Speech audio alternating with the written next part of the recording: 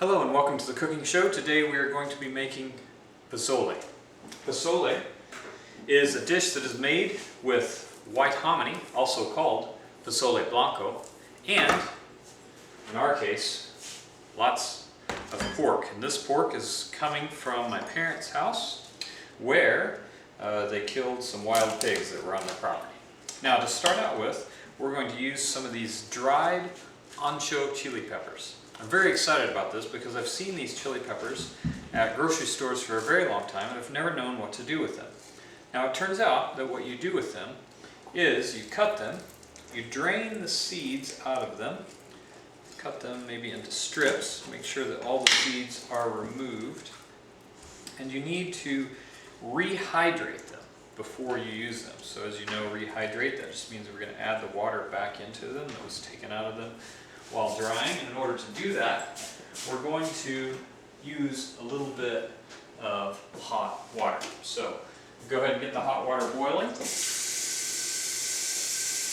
Maybe not quite boiling, just get it warm. And while that's heating up, we'll go ahead and get our peppers ready to go. So we start out, as I said, by removing the seeds. Once we have the seeds removed, we set the skins aside. It's not going to be super critical to get all the seeds out because I'm going to show you we will be straining the end product anyway.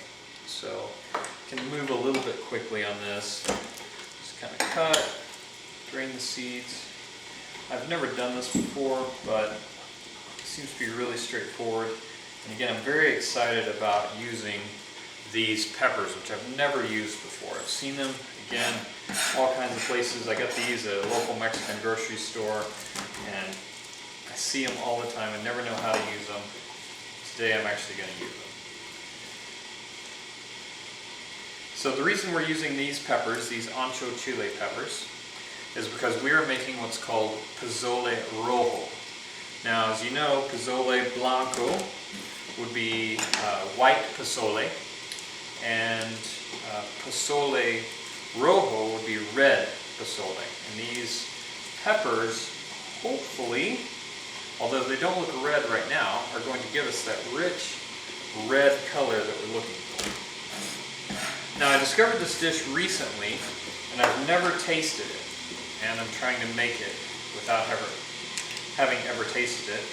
But I'm very excited about it. And the reason I'm excited about it is there's just something about the idea of this dish. This dish is a stew with, so you've got your meat, which has been stewed in the broth and everything, but you top it your own way. You top it with your own mix of fresh ingredients. So if you think about one of your favorite Mexican dishes, for me, one of my favorite Mexican dishes would have to be tacos. And as I was thinking about it, I was thinking, you know, I think what I really like about tacos is the way that you have the meat at the bottom, which is cooked, it's warm, maybe it has melted cheese on top of it, but on top of that you have fresh, crunchy ingredients. So that's one of the things I'm really excited about with this dish. So I'm going to take these ancho chili peppers. I'm going to put them in the blender. I'm going to add my water here.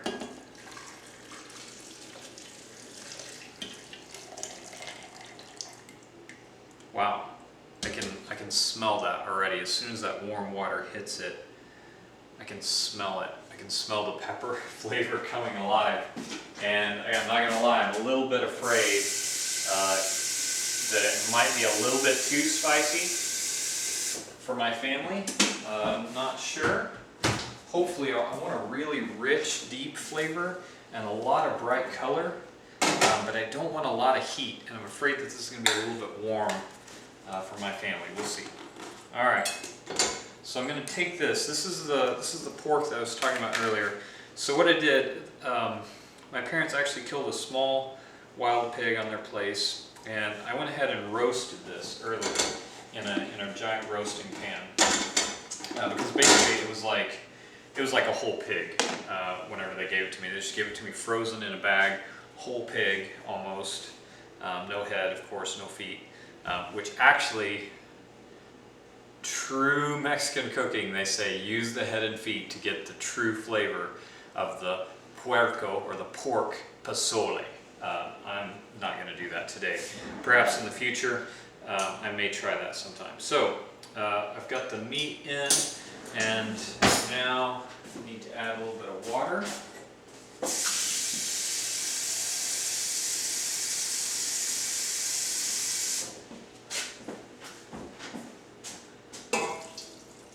Not too much, because I'm going to be adding the pepper mixture as well. And I want to make sure that I don't have to cook it for too long, just to get all the water out of it. Alright, so the meat is in. Next comes, in this dish called pozole, next comes the white hominy, or the pozole blanco, which is, of course, the white. So, I'm not sure if you've had hominy. My wife, actually, I was talking to her about it. I was like, do you like hominy? I remember having hominy when I was a kid. I enjoyed it. I don't eat it a lot anymore. She said, I don't know. I'm not sure that I've ever had hominy. So we're going to find out if she likes it or not. But what is hominy? Well, hominy is just corn. So if you look at the corn here, so that's actually a corn kernel, which has had the outside part removed. That's all that hominy is. It's cooked in, I believe, it's treated in like a lye mixture. And I wonder if it says on here, prepared white corn. Yeah, it doesn't say how it's done. I'm not sure. I can't remember if it's lye or lime that this is treated with in order to give it that puffy kind of texture, and to break it down and remove the outer part. So we're just going to try to break this up a little bit, get this going, get this heated up. And in the meantime, while that's heating up, I think that these are starting to rehydrate in here. It's going to be time to blend that up pretty soon. I'm going to give it just a little bit more time while I work on some of my other ingredients. So, as I said, the thing that I'm the most excited about with the Pozole Rojo that we're making today is the fact that when we're done, we're going to have a stew with lots of exciting fresh toppings to put on it. So, actually, this is the onion. This is going to go in with the stew already. Put the onion in right here. And then, but there's these other things like cilantro, fresh cilantro, is going to be out there for people to put in their dish as they like. We're going to cut up some of these radishes. And people that eat pozole say it's just really good to have that nice crisp crunch on top of your soft flavored stew. So you're getting both things. You're getting the crunch, and you're getting kind of that savory, deep stew flavor. We're going to have limes that people can squeeze over it. It's supposed to be very important to get the flavor right there. And I'm going to cut up some lettuce that's going to be available for them to put in their pozole as well. So, trying to think, I think that's about everything that I want to get going right now. I'm going to go ahead and put the lid on this so that it goes ahead and heats up a little bit more. And alright, it's time to fire up the blender.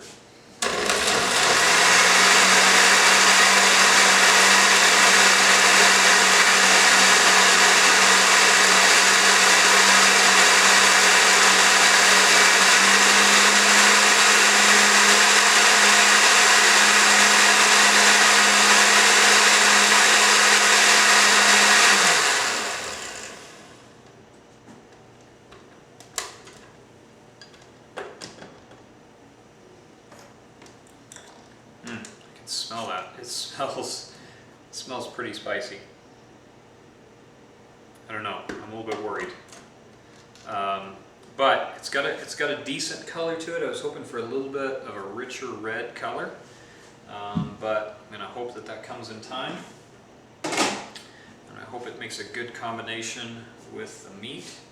And we're going to go ahead and strain this. So, I've got a spatula here. We've got our strainer. We're just going to go ahead, pour this in here.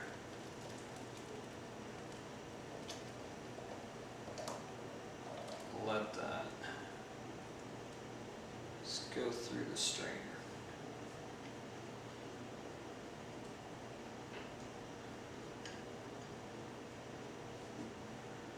Okay, and then you can take this, you can pick it up and you just kind of work it with your spatula. Just kind of work to make sure you get all that juice through the strainer. I hate to throw anything away, so I may kind of think about it and see if there's something clever I can do with what's left here in the strainer. Haven't thought of anything yet. For now, we'll just set that aside back over here. And I'm liking the look of this. It's looking a lot better now that we've got that coloring in there. I think it's going to be a good flavor. Okay, so we've got the onion in, we've got the ancho chili peppers. Only other thing that I want to add into this